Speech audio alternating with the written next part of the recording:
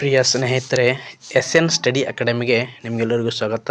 ಇವತ್ತು ಮುಂದೆ ಬರಲಿರುವ ಫೆಬ್ರವರಿ 22ನೇ ತಾರೀಕು ನಡೆಯಲಿರುವ KE ಎಕ್ಸಾಮ್ ಪ್ಯಾಟರ್ನ್ ಕುರಿತು ಒಂದಿಷ್ಟು MCQಗಳನ್ನು ನೋಡೋಣ.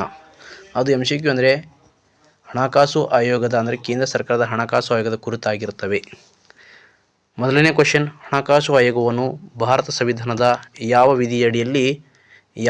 ವಿಧಿಯಡಿಯಲ್ಲಿ ಸ್ಥಾಪನೆಗೊಳ್ಳುತ್ತದೆ ಅಂದರೆ 280ನೇ ವಿಧಿ ಪ್ರಕಾರ ಭಾರತ ದೇಶದಲ್ಲಿ ರಾಷ್ಟ್ರಪತಿಗಳು ಏನು ಮಾಡ್ತಾರಪ್ಪ ಅಂದರೆ ಹಣಕಾಸು ಆಯೋಗವನ್ನು ಸ್ಥಾಪನೆ ಮಾಡ್ತಾರೆ. ರಾಷ್ಟ್ರಪತಿಗಳು ಅವ್ರ ಇಚ್ಛೆಯ ಮೇರೆಗೆ ಸ್ಥಾಪನೆ ಮಾಡಲ್ಲ. ಭಾರತ ಸಚಿವ ಸಂಪುಟದ ಸಲಹೆ ಮೇರೆಗೆ ಅವರು ಹಣಕಾಸು ಆಯೋಗದ ಅಧ್ಯಕ್ಷರನ್ನು ನೇಮಕ ಮಾಡ್ತಾರೆ. ಭಾರತ ದೇಶದಲ್ಲಿ 16ನೇ ಹಣಕಾಸು ಆಯೋಗದ ಅಧ್ಯಕ್ಷರಂದರೆ ಅರವಿಂದ್ ಪನಗರಿಯಾ. ಯಾವ Panagariya? Arvind Panagariya. Next question, devolution of tax ಎಂದರೇನು? ಅಂದರೆ ಕೇಂದ್ರ ರಾಜ್ಯಗಳಿಗೆ ತೆರಿಗೆ ಹಂಚಿಕೆ ಮಾಡುವುದನ್ನು ಡ್ಯೂಲೇಷನ್ ಆಫ್ ಟ್ಯಾಕ್ಸ್ ಎಂದು ಕರೆಯುತ್ತೇವೆ. ನೆಕ್ಸ್ಟ್ ಕ್ವಶನ್, 16ನೇ ಹಣಕಾಸು ಆಯೋಗದ ಅತ್ಯಧಿಕ ತೂಕ ಪಡೆದ ಮಾನದಂಡ ಯಾವುದು ಅಂತ ಇಲ್ಲಿ ಈಜಿ ಕ್ವಶನ್ ಕೇಳಿದಾನ. ಇಂಪಾರ್ಟೆಂಟ್ ಕ್ವಶನ್ ಇರ್ತದೆ. ಇದು ಆದಾಯದ ಅಂತರವಾಗಿರುತ್ತದೆ. ಆದಾಯದ ಅಂತರ. ಅದೇ ರೀತಿ 16ನೇ ಹಣಕಾಸು ಆಯೋಗದ ಪ್ರಕಾರ ಆದಾಯದ ಅಂತರಕ್ಕೆ ನೀಡಿದ ತೂಕವೆಷ್ಟು? ಅಂದರೆ ಆದಾಯದ ಅಂತರಕ್ಕೆ ನೀಡಿದ ತೂಕವೆಷ್ಟು ಅಂದರೆ 42.5%. 42.5% ಆಗಿರುತ್ತದೆ. 42.5%. ಯಾವ ಜನಗಣತಿಯ ವರ್ಷವನ್ನು ಜನಸಂಖ್ಯೆ ಮಾನದಂಡಕ್ಕೆ ಬಳಸಲಾಗಿದೆ ಅಂತ ಇಲ್ಲಿ ಕ್ವಶನ್ ಕೇಳಿದಾನ. 2011. ಯಾವ 2011 ಆಗಿರುತ್ತದೆ. 16ನೇ ಹಣಕಾಸು ಆಯೋಗದಲ್ಲಿ ಹೊಸದಾಗಿ ಸೇರಿಸಿದ ಮಾನದಂಡ ಯಾವುದು ಅಂದರೆ GDPಗೆ ಕೊಡುಗೆ ಎಂಬುದು ಒಂದು 16ನೇ ಹಣಕಾಸು ಆಯೋಗದಲ್ಲಿ ಕಂಡುಬರುವ ಒಂದು ಹೊಸ ಮಾನದಂಡವಾಗಿರುತ್ತದೆ. ಯಾವುದಂದರೆ GDPಗೆ ಕೊಡುಗೆ ಎಂಬುದು ಒಂದು 16ನೇ ಹಣಕಾಸಿನ ಆಯೋಗದಲ್ಲಿ ಕಂಡುಬರುವ ಒಂದು ಹೊಸ ಮಾನದಂಡವಾಗಿರುತ್ತದೆ.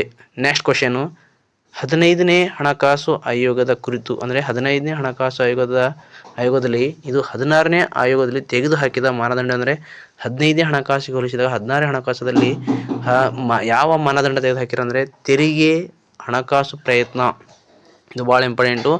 ನೇರ ಕ್ವಶನ್ ಹೇಳ್ತಾನೆ. 15ನೇ ಹಣಕಾಸು ಆಯೋಗದಲ್ಲಿ ಇದ್ದ ಮಾನದಂಡವನ್ನು 16ನೇ ಆಯೋಗದಲ್ಲಿ ತೆಗೆದುಹಾಕಿದರೆ ಆ ಮಾನದಂಡ ಯಾವುದಂದರೆ ತೆರಿಗೆ ಮತ್ತು ಹಣಕಾಸು ಪ್ರಯತ್ನ ಅಂತ ಹೇಳ್ತಾರೆ. ಇದು ಇಂಪಾರ್ಟೆಂಟ್ ಕ್ವಶನ್ ಆಗಿರ್ತದೆ ನೋಡಿ ಸ್ನೇಹಿತರೆ. ನೆಕ್ಸ್ಟ್ ಕ್ವಶನ್, 16ನೇ ಹಣಕಾಸು ಆಯೋಗದಲ್ಲಿ ಅರಣ್ಯ ಮಾನದಂಡಕ್ಕೆ ನೀಡಿದ ತೂಕವೆಷ್ಟಂತ. ಇದು ಸಹ ಮೋಸ್ಟ್ ಇಂಪಾರ್ಟೆಂಟ್ ಕ್ವಶನ್ ಅಂತ ಹೇಳ್ಬೋದು. ಯಾಕಂದರೆ ಎಕ್ಸಾಮ್ ದೃಷ್ಟಿಯಲ್ಲಿ ಯಾವ ಕ್ವಶನ್ ಯಾವ ರೀತಿ ಕೇಳ್ತಾನಂತ ಯಾರಿಗೂ ಗೊತ್ತಿರಲ್ಲ. ಅದಕ್ಕೋಸ್ಕರ ಇದು ಭಾಳ ಇಂಪಾರ್ಟೆಂಟ್ ಆಗಿರುತ್ತೆ. ನೆಕ್ಸ್ಟ್ ಕ್ವಶನು, ಕಡಿಮೆ ಪ್ರತಿ ವ್ಯಕ್ತಿ GSDP ಇರುವ ರಾಜ್ಯಗಳಿಗೆ ಹೆಚ್ಚು ಪಾಲು ಸಿಗುವುದು ಯಾವ ಮಾನದಂಡದ ಮೂಲಕ? ಅಂದರೆ ಕಡಿಮೆ ಪ್ರತಿ ವ್ಯಕ್ತಿ GSDP ಇರುವ ರಾಜ್ಯಗಳಿಗೆ ಹೆಚ್ಚು ಪಾಲು ಸಿಗುವುದು ಯಾವ ಮಾನದಂಡದ ಮೂಲಕ ಅಂದರೆ ಆದಾಯದ ಅಂತರದ ಮೂಲಕವಾಗಿರುತ್ತದೆ. ಸ್ನೇಹಿತರೆ, ಇಲ್ಲಿ ಈ MCQ ರೂಪದಲ್ಲಿ ನಾವು ಯಾಕೆ ಕ್ವಶನ್ ಮಾಡಿಸ್ಬೇಕಂತಾರೆ, ನೀವು ಎಕ್ಸಾಮ್ ಬರೆಯೋದು MCQ ರೂಪದಲ್ಲಿ. ಅದಕ್ಕೋಸ್ಕರ ಜಾಸ್ತಿ MCQ ರೂಪದಲ್ಲಿ ಕ್ವಶನ್ಗಳನ್ನು ನೀವು ಪ್ರಾಕ್ಟೀಸ್ ಮಾಡಿರಬೇಕು. ನೆಕ್ಸ್ಟ್ ಕ್ವಶನು, 16ನೇ ಹಣಕಾಸು ಆಯೋಗದ ಅವಧಿ ಯಾವ ವರ್ಷದಿಂದ ಯಾವ ವರ್ಷಕ್ಕೆ? ನೇರವಾಗಿ ಆನ್ಲೈನಲ್ಲಿ ಕ್ವಶನ್ ಕೇಳ್ತಾರೆ. ಯಾವ ವರ್ಷದಿಂದ ಯಾವ ವರ್ಷ ಅಂದರೆ 2026ರಿಂದ 31ರವರೆಗೂ. ಎಷ್ಟನೇ ಹಣಕಾಸು ಆಯೋಗ ಭಾರತದಲ್ಲಿ ಕಂಡು ಬರ್ತಪ್ಪ ಅಂದ್ರೆ 16ನೇ ಹಣಕಾಸು ಆಯೋಗ ಭಾರತದಲ್ಲಿ ಕಂಡು ಬರ್ತಂತ ನಿಮ್ಮೆಲ್ಲರಿಗೂ ಗೊತ್ತಿರಬೇಕು. ಕೇಂದ್ರ ತೆರಿಗೆ ಹಂಚಿಕೆಯಲ್ಲಿ ಒಟ್ಟು ತೂಕ ಎಷ್ಟಾಗಿರ್ತದ ಅಂದರೆ 100% ಆಗಿರ್ತದ. ಎಷ್ಟು ಪರ್ಸೆಂಟೇಜ್ ಅಂದರೆ 100% ಆಗಿರ್ತದೆ ನೋಡಿ. ಥ್ಯಾಂಕ್ ಯು ಸ್ನೇಹಿತರೆ. ನಿಮ್ಮೆಲ್ಲ ಸ್ನೇಹಿತರಿಗೂ ಶೇರ್ ಮಾಡಿ, ಸಬ್ಸ್ಕ್ರೈಬ್ ಮಾಡಿ ನಮ್ಮ ಚಾನಲ್ಗೆ ಅಂತ ಹೇಳುತ್ತಾ, ಇವತ್ತು ಇದು MCQ ರೂಪದಲ್ಲಿತ್ತು. ಮುಂದಿನ ದಿನಗಳಲ್ಲಿ ಹಣಕಾಸು ಆಯೋಗದ ಕುರಿತು ಸಂಕ್ಷಿಪ್ತವಾಗಿ ಮಾಹಿತಿ ನೀಡಲಾಗುತ್ತದೆ. ನೀವು ಯಾವ ರೀತಿ ಬೆಂಬಲ ಮಾಡ್ತೀರಿ ನೀವು ಅದೇ ರೀತಿ ನಾವು ವಿಡಿಯೋಗಳನ್ನು ಅಪ್ಲೋಡ್ ಮಾಡ್ತೀವಿ. ಅದೇ ರೀತಿ ನಮ್ಮ ಸ್ನೇಹಿತರಾದ ತಿಪ್ಪಣ್ಣ ಪೂಜಾರಿ ಆಗಿರ್ಬೋದು, ಅದೇ ರೀತಿ ಗುರುನಾಥ್ ರೆಡ್ಡಿ ಆಗಿರ್ಬೋದು, ಇನ್ನೂ ಹಲವು ಸ್ನೇಹಿತರು ನಮಗೆ ಸಪೋರ್ಟ್ ಮಾಡ್ತಿದ್ದಾರೆ. ಅವರು ಸಹ ಮುಂದಿನ ದಿನಗಳಲ್ಲಿ ಅವರು ಸಹ ಈ SN ಅಕಾಡೆಮಿಯಲ್ಲಿ ಅವರು ಸಹ ಕ್ಲಾಸ್ ಮಾಡಲಿದ್ದಾರೆ. ಇವತ್ತು ಸಂಜೆಗೆ ತಿಪ್ಪಣ್ಣ ಪೂಜಾರಿ ಅವರಿಂದ